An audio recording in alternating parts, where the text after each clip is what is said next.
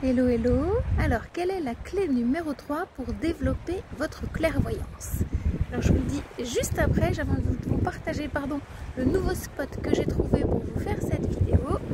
Je vous montre un petit peu derrière moi et je vous dis où je suis après. Un nouveau spot très sympa. Tac, tac, tac, tac, tac, tac, tac. Je sais pas si on va voir, je vais tourner. Voilà ce que je vois de l'autre côté. Donc ça, c'est Dinard, vous voyez, là.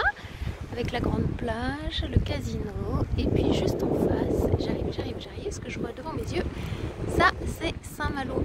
Je vous zoome un petit peu, Saint-Malo, voilà. Tant que ça fasse la netteté, voilà.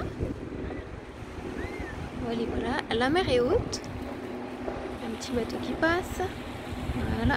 Alors me revoilà face cam, il y avait une grue là, c'était pas très joli. Donc je suis installée sur les rochers.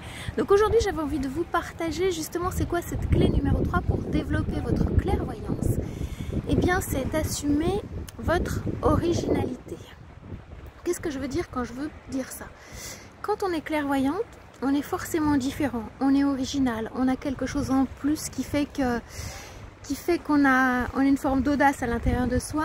Et c'est ça qu'on va vous demander d'assumer. Pourquoi? Parce que quand vous êtes clairvoyante, vous êtes en avant-garde, toute seule sur votre chemin, devant, et les gens ont besoin de vous suivre. Donc vous amenez forcément quelque chose de nouveau qui n'existe pas. Et donc c'est ça d'assumer votre originalité, votre différence. Et généralement ce truc-là, ça prend sa source, ça prend racine dans votre adolescence, dans ce côté un petit peu rebelle. Alors si je parle de moi, quand j'étais ado, j'ai eu des difficultés à assumer cette partie-là. Il m'a fallu du temps, je l'assume aujourd'hui, mais ça a pris du temps parce que j'ai été empêchée.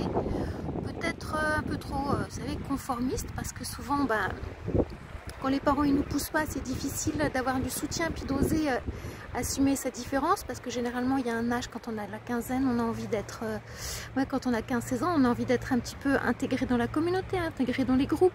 Et d'être différent, on se sent rejeté. Alors moi, comme j'ai toujours été différente, je crois que j'ai été rejetée depuis très longtemps, donc je vis avec, mais c'était pas facile.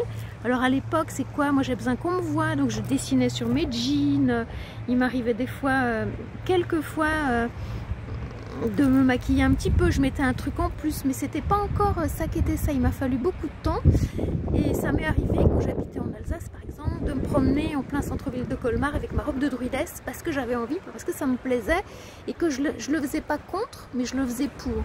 Dans ma propre histoire, voyez un petit peu comment ça résonne dans la vôtre. Moi j'ai été élevée contre, c'est-à-dire que j'avais une mère qui était toujours en train de m'interdire, et je pouvais pas assumer mon originalité. Et mon père c'était tout l'inverse, il n'y avait pas de barrière, donc je pouvais faire comme je voulais. Et donc entre quelqu'un qui m'autorisait tout et quelqu'un qui m'interdisait tout, j'avoue que c'était pas facile. Et donc je me suis construite contre. Et quand le contre il est enlevé, c'est pas si simple que ça, parce qu'il n'y a plus de barrière pour vous autoriser à être qui vous êtes, pardon.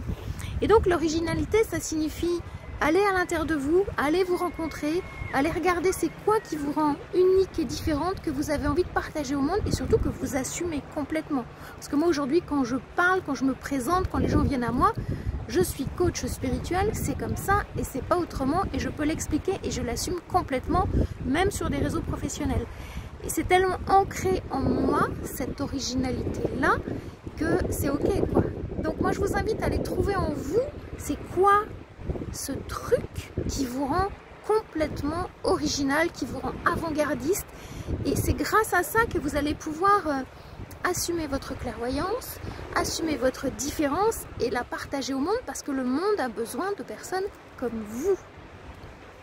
Alors la question est, que vous ayez envie ou pas de me l'écrire sous cette vidéo,